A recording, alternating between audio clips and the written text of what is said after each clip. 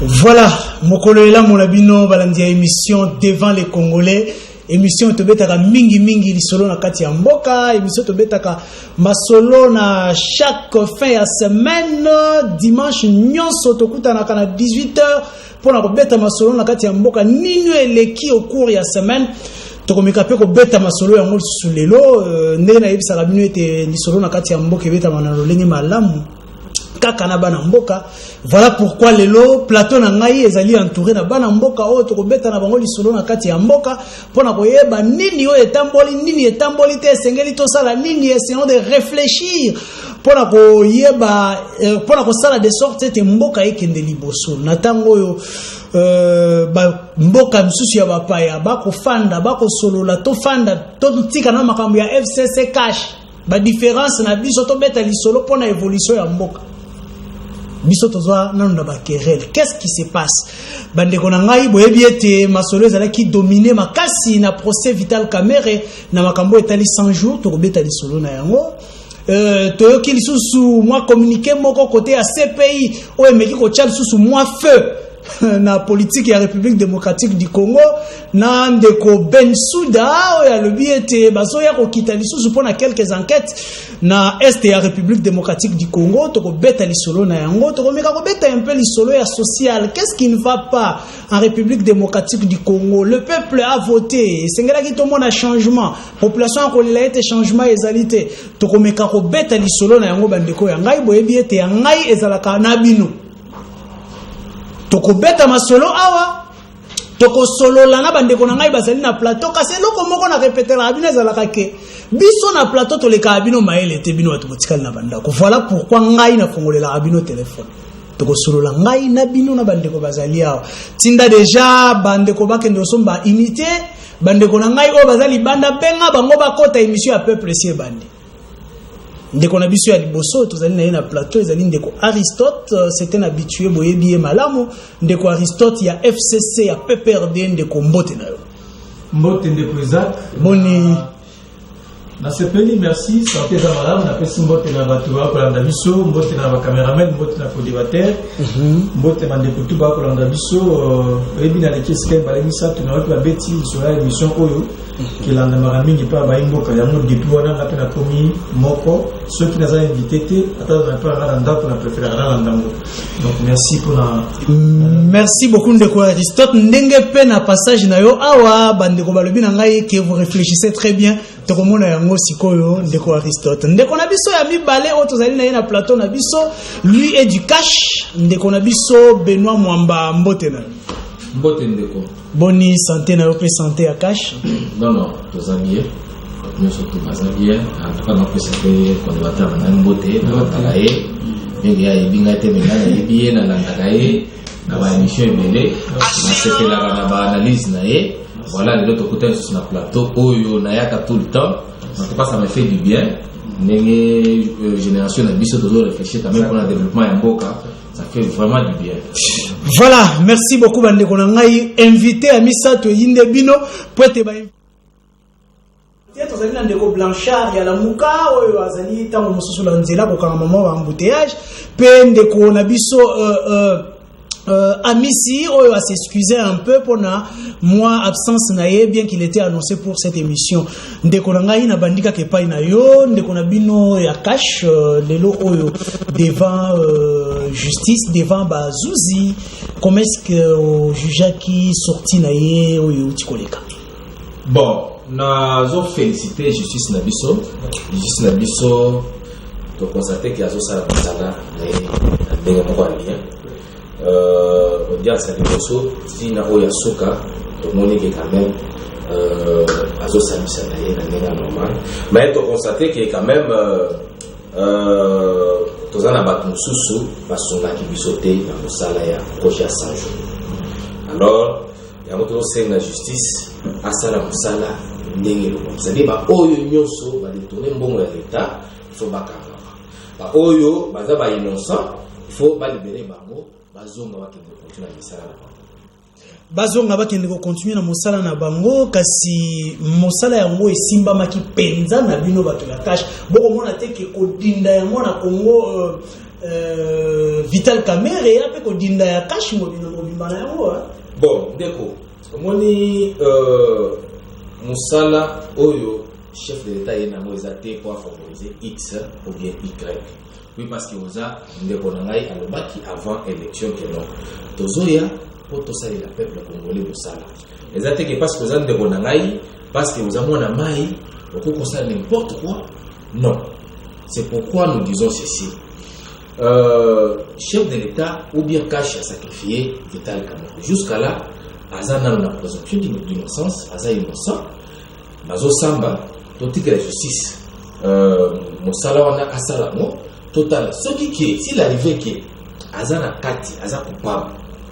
On a des problèmes à cacher, cacher sa ils allaient guerre interne à cacher. Il était le probable candidat à 2023 selon l'accord Nabino. Mais qui au final quoi l'ongwana cause c'était non, eza oizolo maté. Problème il y a 2023 eza les votés.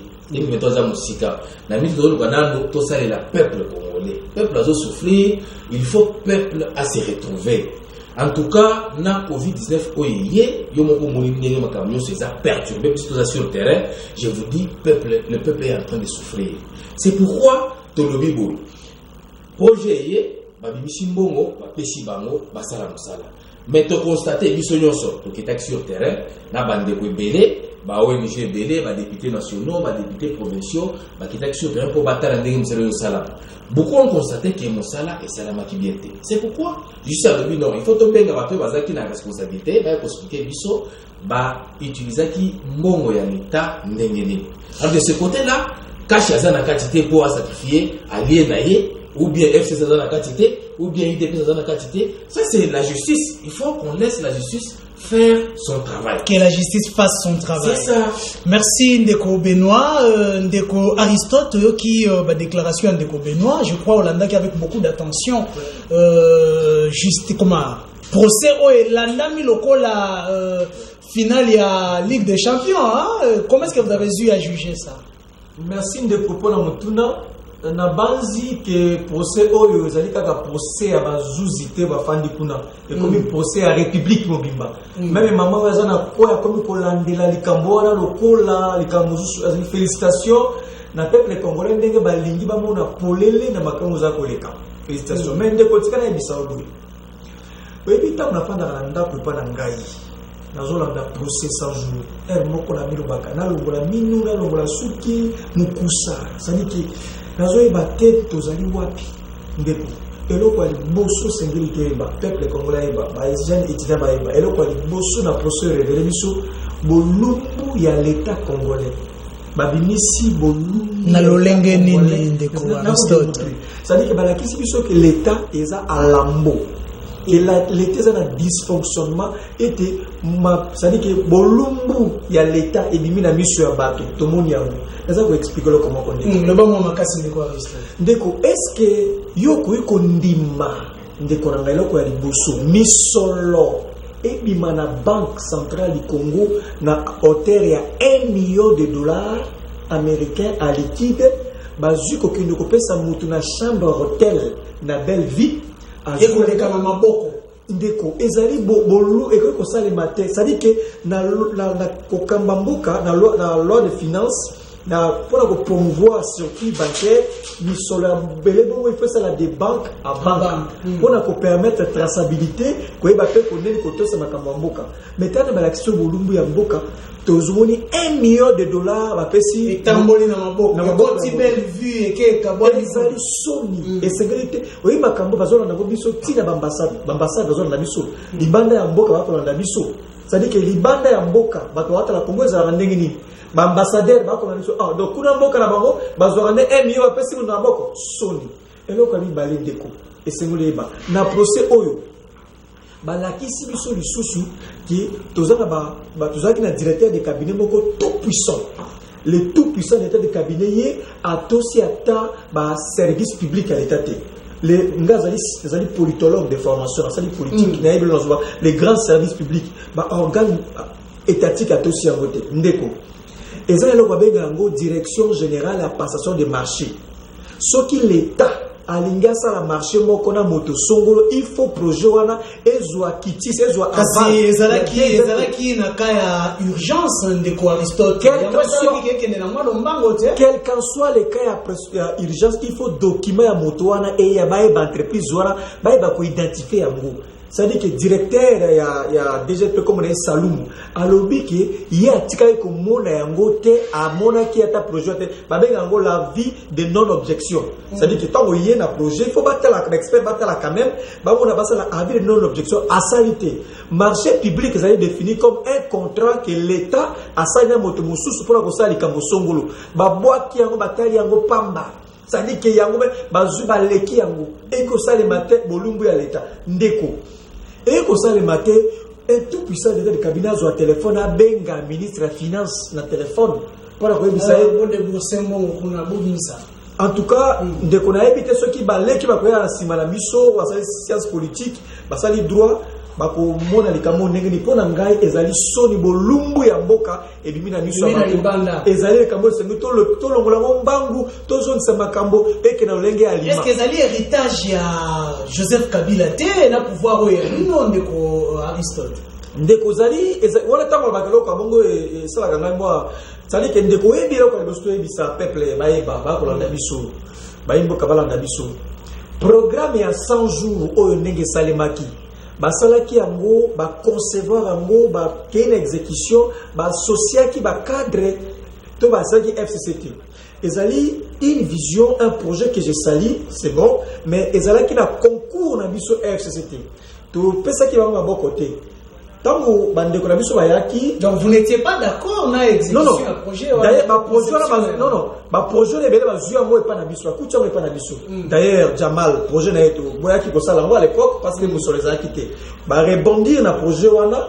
pona ko sala exécution nango mais ndenge ba saleli yango ni de près ni de loin PPRD au parti na nazali cadre na FCC coalition plateforme na biso to zala ki ni de près ni de loin. Ça dit qu'il faut même pas qu'autant de FCC, même pas qu'autant de PPRD. Donc, et là que Salemi ezali pirement, bah tu as cache dans Sony monene na éviter ce qui kosuka ni na république pas kosuka na sengi coupable à mon âme. Merci.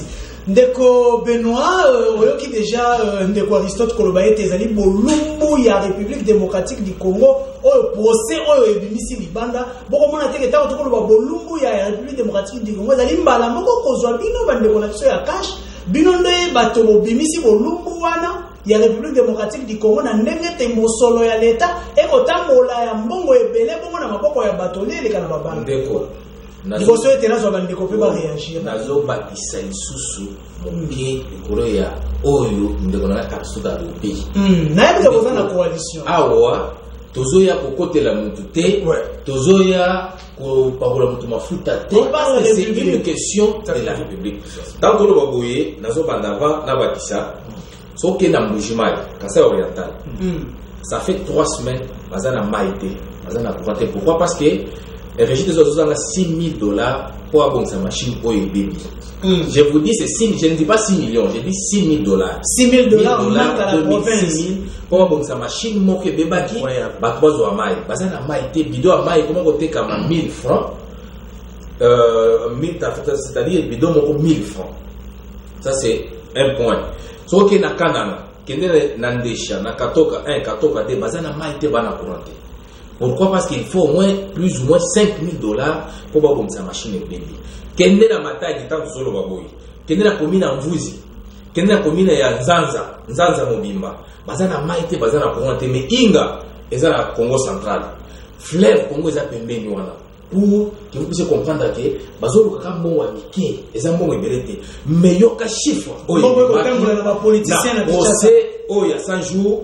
Un individu a se permettre à quelqu'un de mbongo sur ordre du directeur du cabinet à mbongo à quelqu'un dans un hôtel mon belle vie basilisi masolo kuna c'est parce que azalaki président ce que azalaki président te balinga pas pesi eta mukanda wana te na mutu oya eko so mbongo c'est-à-dire alinga bazwa problème munene heureusement zaki peut-être non bolingo zombongo ok mais mosala ngata mo mukanda moko na yebi keza directeur ya parce que bon beta kaka we le kina benze c'est pour dire lorsqu'on dit qu'un ministre azui mosolo alandi motombango na mais yeko on a belle vie yeko John Ntumba ministre wa yemto yeko zombongo na maboko ya comptable wana na belle vie sur ordre ya directeur ya cabinet. Mon cher, est-ce que vous comprenez ces histoires là? Tu dois comprendre tu as une révélation na conseiller principal en matière économique et financière et chef de l'État. Alors, il y a 57 millions, il y a 66 millions 700. Il faut que le gouvernement central ait expliqué et bien na compte ya Jamal. C'est pour dire que détournement est zalaki.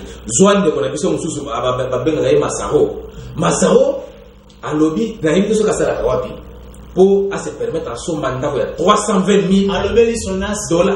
Papa biso na bato sala na basonas na hibité mutu oya za na sonas ko somba 3 mapango na moins d'une année osombi oya monga fora 320 000 $.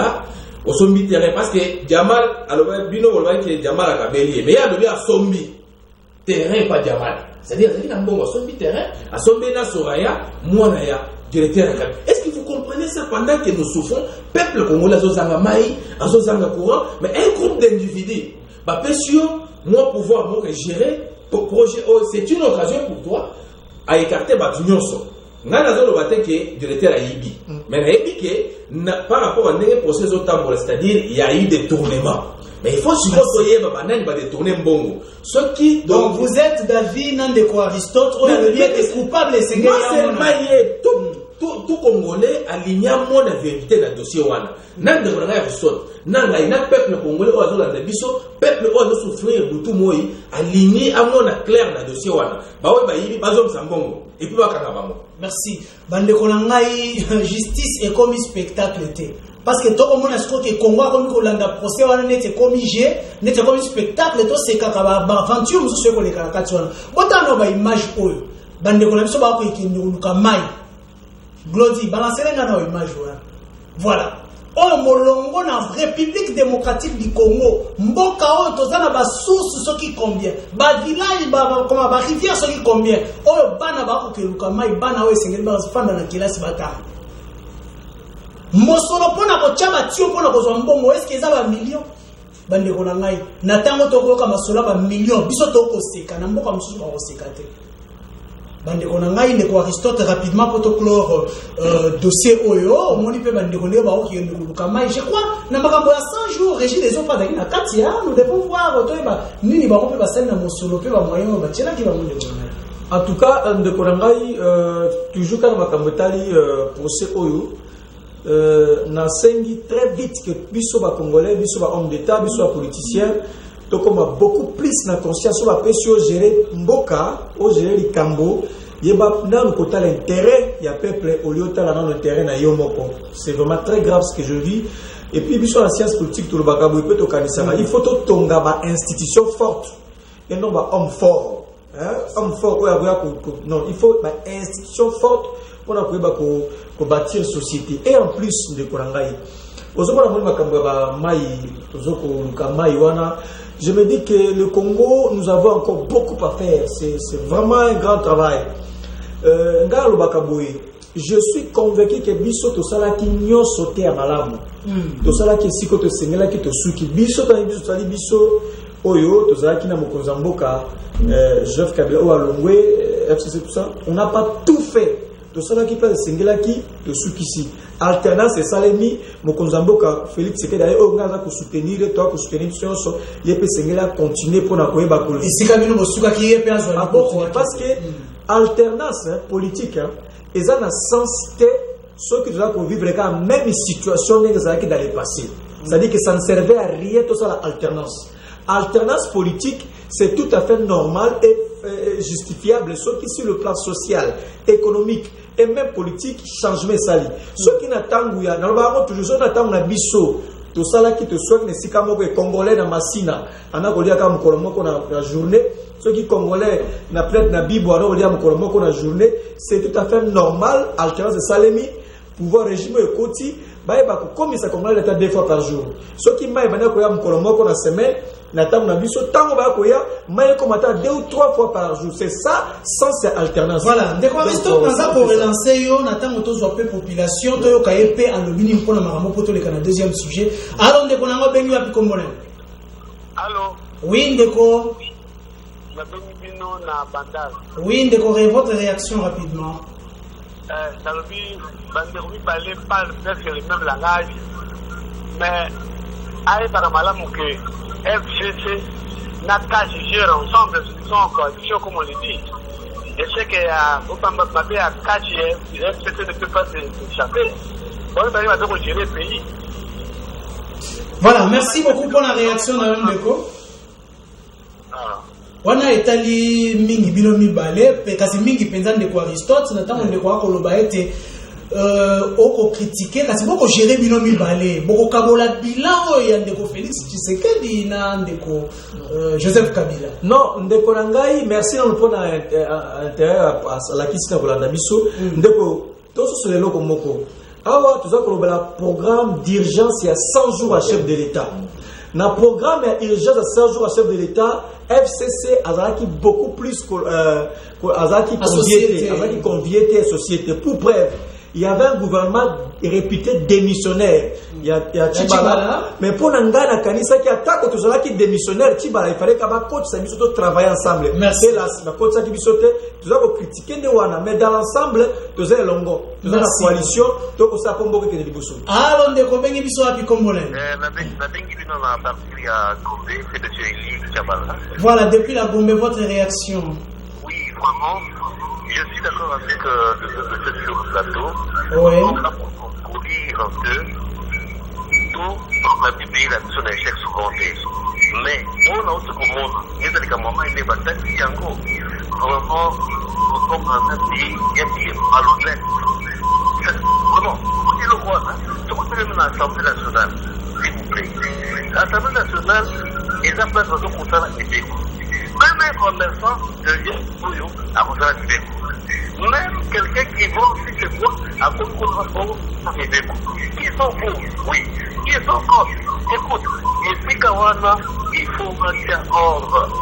Donc, Sengeli, les logos de Konanga, ils ont une responsabilité de l'Assemblée nationale là-bas, tout voter avec nous. Non, papa. Là, il faut voter. Comment ça dit voter? Il y a des soirs que va signer quelque part. Hein? Mais nous vous demandons à la prochaine que le peuple a son courage, on peut dire bon, va peut-être ça vaut bien l'autre, ça vaut bien l'amour, pour qu'il y ait son temps. Il faut que les responsables qui ont fait des études. Merci. Politiques, qui font des études, bon, il y a droit. Merci, papa. Merci beaucoup depuis la Gombe. Merci beaucoup. Bandeko nangai boko yo kapé bandeko ninga ba ko réagir.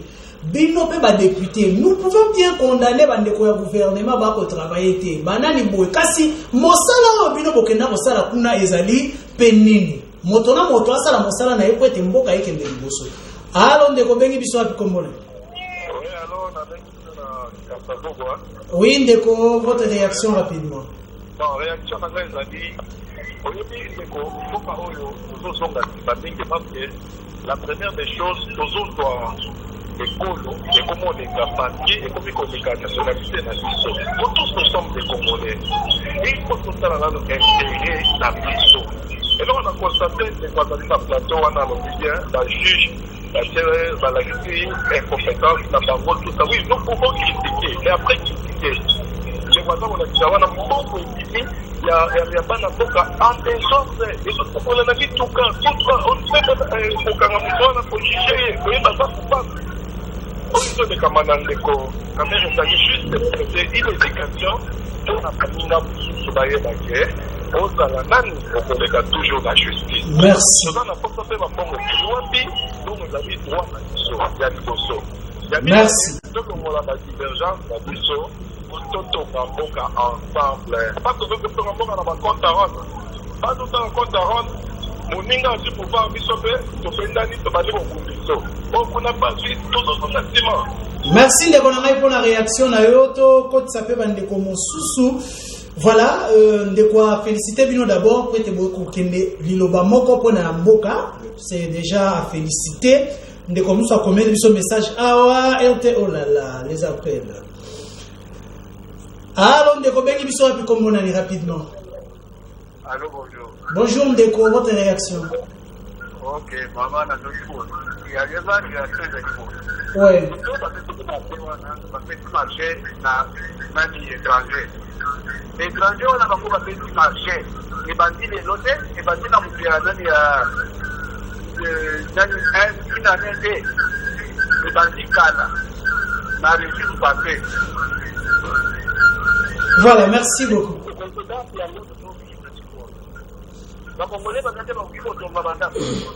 Merci. Voilà, je crois qu'on a insisté sur le fait que si étrangers marchaient, mais les étrangers qui sont là, ils ont marché, est-ce qu'ils sont basés au crédible? C'est ça le problème. Allons Ndeko, rapidement, allô. Allô. Oui, votre réaction rapidement. La réaction est la suivante. Oui. Il est facile de dire que les gens ne sont pas satisfaits du travail qui est fait maintenant. Mais personne n'a eu le courage de juger ce qui a été fait pendant 18 ans. Alors, quand on va poursuivre ceux qui ont volé pendant 18 ans, ils vont dire que c'est la chasse. Alors? Oui, avancez. Mais alors, notre problème, c'est le suivant. C'est la justice qui élève la nation. Merci. Que cette justice qu'on est en train de battre pour qu'elle soit redressée, poursuivre même ceux qui ont détourné depuis 2011. C'est l'argent de l'État. Il faut combattre l'impunité. Merci beaucoup, papa. Merci. Voilà, c'est la justice qui élève une nation et c'est Ngeli Kolandela. Il ne faut pas fuiner. C'est comme si banyoso esalamaki liboso to meka kobaka yango to leka na makambo ya sika Ndeko Benoît. Bon, na sozo ma lokoti pe ba préoccupation ya bandeko tuno Ndeko ngai na cherté. Ça fait très mal ce que zo mona bandeko na biso va souffrir boso ke na kisenso ke na mateto fin fond OK na maluku OK na fin fond wana sele omone bandeko na biso va souffrir po bazwa mai. J'ai dit mai. Ça fait très mal. Et pas dans n'importe quel pays, en République démocratique. Oh, c'est la capitale. Et nous avons un problème d'eau et un problème d'agro. C'est pour dire que c'est un problème très sérieux. Ce qu'on tourne, tout ça mbongo zate. Mais mbongo oyo, ils ont circulé oyo, bazo tient na poche, ils ont utawapi. Ce qui est là oyo nande konangai Aristote, c'est la première fois que tu na studio na yo na itandoké. Surtout le même langage, c'est parce que c'est un problème, il y a peuple congolais. Projet à 100 jours, et ça, Moutoumoro pour subir, Moutoumoro pour souffrir, et ça, Bissonios, parce que c'est un moment de Bissot à peuple. Peuple, au monde, il va autopé, c'est la taxe, il y a pas impôt, il y a pas patente, il y a pas maison. C'est un bon moment sur les autres salariés, et quand on a trésor public, on va annoncer la mise. Mais ce qui est un groupe d'individus, ils ont se permettre, ils ont un bon moment, et ils ont la poche, pendant que le peuple a souffert. Est-ce que tu as le balangage mon côté ndeni? Voilà, ramasser ce lobby, surtout pour la Makambo, c'est le président de la République, on doit rappeler ça, qui avait déclaré ça, qui a refiné tout ça. Est-ce que beaucoup de monde a été justice et que banda ici comme c'est non, nous avons dit ceci. Parce que ce sont des pratiques qui ont commencé pas aujourd'hui. C'est ce que j'ai dit, parce que quand on a projet à 100 jours, bateau nyoso bayibi mbongo ya l'État ba preuve ezali il faut basamba bazongisa mbongo ya l'État bato nyonso pe bazana intention ya ke non na société telle na koko benda pe boye bayeba ke justice na minute oyo azolandela mutu nyonso soki oyibi mbongo ya l'État quel que soit niveau na yo il faut ya osamba. Ceux qui va trouver que vous êtes coupable, il faut zones mbongo à l'État. Et comment est-ce que tu as mbongo tu zo ba ba lobby ba mindele bazo ya na est bazo sala ko. Mais puis ce mbongo na mbongo to zo zoa. To zo ko gérer mo bien dépona intérêt à peuple congolais. Mais à combien plus forte raison ba mindele o bazo ya ko ba investir pas. Merci le baya pour ça les salaires pas na biso. C'est le problème. Il faut que ce mbongo na to mise à charge. Tu comprendre que nous travaillons pour le peuple congolais. Tant que baya na ba élection, ezaka que non, to zo ya pour le peuple congolais. To zo ya pour le peuple congolais, peuple est souverain. Maintenant, tu vas passer au Kokozi et Syrie. Merci. Je reviens à vous pour le sujet. Moussou, tu les nous allons Aristote, tant pour répondre à la bandeko, je crois, au côté de la déclaration de Bensouda, et c'est le pays à Namboka, car c'est bandeko, au bino mingi bandeko FCC, à ta président, le qui était à Fouinete, car c'est bino qu'on a pas maté. Non, merci Ndeko. En fait, oui, Motoamae loi comment livre Charles Montesquieu a commencé sur l'esprit de loi. Alors biboé, soki tolingi to tonga ya solo mboka na kati na démocratie et c'est to sala ou avec la séparation des pouvoirs. Na kati la démocratie et à ce qu'on appelle le pouvoir arrête le pouvoir. Dengue Montesquieu lobi. Ça dit qu'il faut que le pouvoir judiciaire est indépendant, est dédouané dans l'influence extérieure. Ce qui est comme on a avancé, excellence que c'est tramé dans le pouvoir judiciaire et c'est que c'est beaucoup.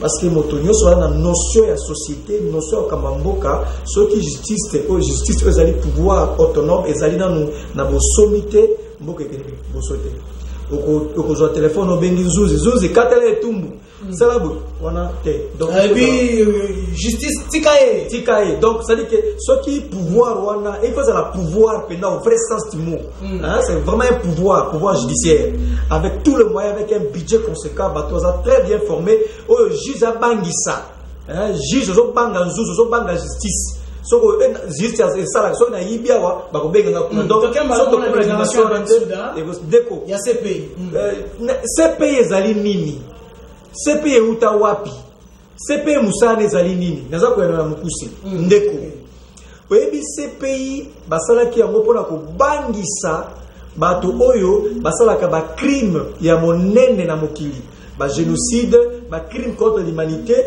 yango batiaki juridiction internationale wana, justice internationale pour okanga kabatuana, place songolo te pakala. Naza ko rappeler awa, kino CPE Salema, Congo azali meilleur fournisseur ya bana na yeba zaka na CPI. Azwaka ba congolais voilà. Mboka moko te oya pesa bana na CPI koleka Congo azalaka. Soki azali Congo a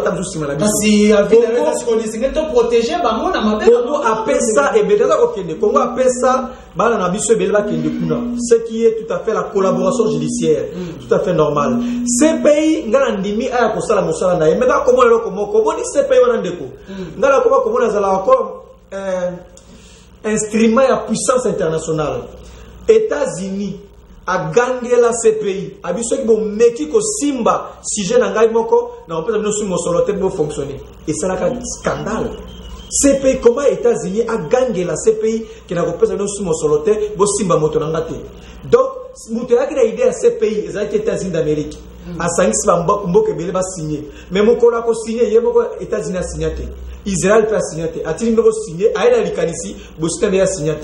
Pour preuve, nous sommes d'accord CPA. CPA zakoya te prend okanga bato ya PPRD. CPA zakoya te prend okanga bato ya FCC.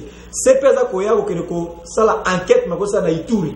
Na ba crime moyo sala mala. Voilà, nazali d'accord ba sanctionner ba seigneur de guerre tout bazana Ituri. Ko bazana S mboka papa. Moto akiko sala bilanga na ye ya na mboka sali bilanga. Yo ko bimeli bo kangiye. Mamusu a violé, babomie, basali bobulu kili nazali d'accord c'est pas pour la collaboration wana akene ko kanga ba seigneur de guerre tout oya ko sala makuna mais c'est pas le seigneur tout la repera mission ya musika ce qui a sola za indépendante par rapport à la puissance mususu. Merci beaucoup nala bozongela yo ndeko Benoît rapidement réaction ya Bensouda pour la CPI et ko bangi ça peut binoter le bezala ki Joseph Kabila le binoter na période na bino ba crime ko salama à l'est de la République démocratique du Congo. D'ailleurs, souci la mission de ko yangwana tolobaka ki en tout cas tokofi mingi na est wana. Biso awa na Kinshasa toko zala moi bien on lali on la moki OK musala nengo yebo librement mais allez à l'est de la République. Vous verrez que les gens meurent du jour au jour. Je vous dis chaque jour bazo kufa. Okuta o babomi 10, babomi 15. Babomi okunda ngo bakuku hata yomoko. Congolais. Alors, nous sommes d'accord dans ces pays et il y a une seule enquête et yebisa biso banani bazoboma bandeko na biso du jour au jour na est soki to identifier bango il faut bakangama batinda bango na CPI bakende kosamba pourquoi bazoboma biso eza babele na biso bazoboma biso pona nini baza na souci ya nini il faut pas expliquer biso ke koboma bandeko na biso du jour au jour naza parmi bato oyo baperdre bato ebele na est de la République bato bazokufa chaque jour je vous dis bien chaque jour kende na beni butembo omona pesa ke bato tanto oyo baboye mboka ebele bavillage ebele etikali vite bato bakimi bakende na bazamba pourquoi parce que bazolanda bango koboma bango kobotola bango biloko na bango tout je me demande qu'est-ce que ces gens là veulent bazoluka nini final parce que bazoluka eloko boya to négocier bon expliquer biso est-ce que tous na nyongo na bino so tous na nyongo na bino to so tseli bino so tous na nyongo te boza na posa ya eloko basololaka ke koboma bato ba innocent ko violer basi ko violer bala na biso ya mike ya basi ça ne s'explique pas c'est pourquoi voilà on est d'accord na CPI et il y a essa l'enquête pour identifier bato oyo bazoboma ndeko na biso na SRF. Voilà, je crois que nous avons encore quelques minutes. Dans la zone qui va inviter la maille sur plateau, na qui peut bino va inviter la maille au bozali liboso ya ba télévision na bino. Voilà pourquoi nous avons fondé la bino téléphone pour quelques personnes bolobi na simala zongeli bande ndeko Aristote na ndeko Benoît sur notre plateau. Allons ndeko obengi biso wapi kombo nani? C'est toujours monsieur Lee à partir de la Beauté. Oui, rapidement. Vraiment là tout le monde va sur la plateau. Voilà. Avec un moment commun pour les téléviseurs.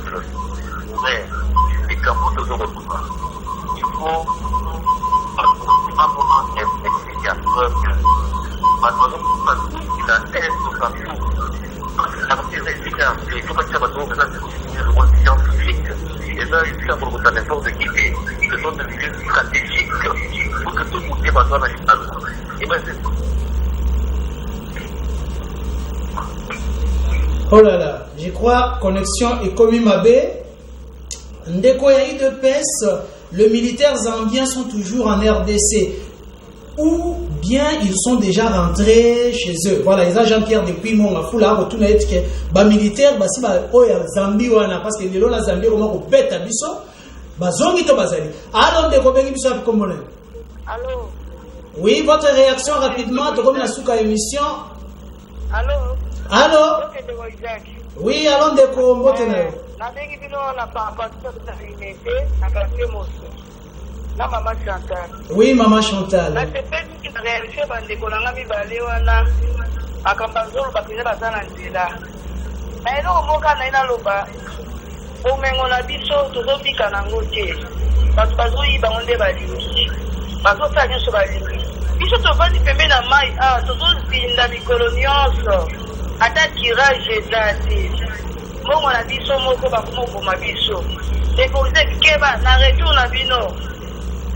Pour ces bino na ndela, faut se protéger bien. Ah, comme ça, la vérité, allez. Le poison pour merci beaucoup, maman Nabiso. Merci beaucoup pour notre souci à protection Nabiso. Je crois que tu as un Nzambe. Nzamba Robatela. Voilà. On lit aussi quelques messages. Oh là là, bah appel. Ils ont permis de biso tout temps un message. Allons de Kobeni biso à Komonan. Oui, na bengi bino na kili kombo ngai papa Nathan. Oui, papa Nathan. CPI ya ekanga bino kabila na kamere. CPI ya ekanga bino kabila na kamere ba nyoko biso mi. Merci ndeko ngai kabila na kamere basali nini na tango oyo bino moto afundi ye azate moto akokanga ye ezaka kasoki azala ba problème de justice donc côté wana on n'arrête pas quelqu'un ou la mbina tongo kanye alors ndeko bengi biso akombona na bengi bino na kimba ndeke kwanzo bino byo. Oui, mbote na ndeko. Bon, ngai tena ngezali yako yako tika kombo ya babinyon basala mabe epai ya évêque Pascal Mukuna pour ce pays à sa prendre na madoa. Voilà, merci beaucoup ndeko ngai. Voilà, il y a le bien botika ba kombo nyonso epai évêque Mukuna pour comme yende mtu ako konti salari. Voilà, attention appel ya suka aïe perturbation bandi. Allô ndeko. Oui, j'appelle toujours de mise à peine. J'ai interview tout à l'heure. Je faut vous dire que en justice, il y a certains crimes qui sont imprescriptibles. Tout n'a pas justice. Les gens qui ont tué les juifs, les nazis, il y en a qui ont été arrêtés en 2000, alors que c'était la période de la guerre mondiale de 40-45. Ça fait combien d'années qu'on les juge? Merci mon Ce sont frère. des crimes imprescriptibles. Il ne faut pas dire que ce qui a été fait par les gens de Kabila, pas qu'il a percé. Merci beaucoup mon frère. Merci papa. Voilà bandeko na ngai boyebi ete bozalaka toujours ba principal ba invité na ngai ya liboso ndenge bozalaka wana sima na zo bandeko na ngai tozalaka bango na plateau kasi ngombe ezali ngonga tokopesa bandeko na biso ndeko Aristote maloba ya suka mpona clore na émission na biso ya lelo na mwa lobamba. En tout cas, merci pour nous ressoutissa na émission à l'élo ndeko. Na mai nyoso tokoyi koloba na gauche to à droite, mais à motu ezalinde totonga mboka na biso za mboka moko ya makasi. Un état fort ozali capable ya kobangisa munguna, kobangisa moto ayi kosala yango mabe, ba institution moko ya makasi etongami. Na yango loko misato sengeli poto tonga mboka ya liboso. Tobongisa diplomatie na biso toza na diplomatie ya makasi ya bato bayebi diplomatie kosolola koteka image ya mboka na biso libanda kobenga ba investisseur ya mibale toza na service ya renseignement ya makasi service ya renseignement oyo ba ko identifier ba danger potentiel tout interne et externe pona ko étouffer yango et pona ko obira a renseignement zali ka te ko mona mutanga sala mabe ko jedo pesa mayele muto pesa mayele service de renseignement ko mona yepe asa mutu yepo na mboka ko détecter ko pese pe para ya misato ezali armée toza na armée moko dissuasive o soki muto avak attaquer biso bitu na question 1000 fois na ko zonga ya mobimba to na ko zonga te to na armée ko ya makasi soki yoko ezali te to ko tia motema na CPI to ko tia motema na skills na ntona écosystème donc un état fort ce qui est plus important. Merci beaucoup. Rapidement, dans quelques secondes, pour clore notre émission avec Ndeko Benoît. Oui, Ndeko, en tout cas, na poko accepté mon pega kalikolo ya Ndeko nga lobby de l'autre dans langage moko parce que ça on parle de la République. To ye awa poto côté la mutu X ou bien Y ou bien to sala critique ezanga tina te. Ici nous parlons pour la République. To sala bandeko na biso na S et la République bazo kufa du jour au jour. Alors il faut soutenir armée na biso to pese makoki oyo ko permettre a benga na banguna nyonso oyo bazo bomba bandeko na biso na Est de la République bazonga chez bango loko la CPI ezoya et identifier bato oyo bazo bomba bandeko na biso na Est de la République na bakasa ikuna bato bazo kufa to ba identifier comme ça bakanga bato wana bakende na bango na CPI bakende kosamba. Merci beaucoup ndeko na ngai lelo tozalaki na ndeko Aristote ya PPRD oyo azali ya FCC tozalaki na ndeko Benoît oyo azali ya Cash na ngambo ya ndeko Sylvain Mutombo Isaac Mutombo c'était moi. Merci beaucoup tokutana mikolo ezali koya. Bye.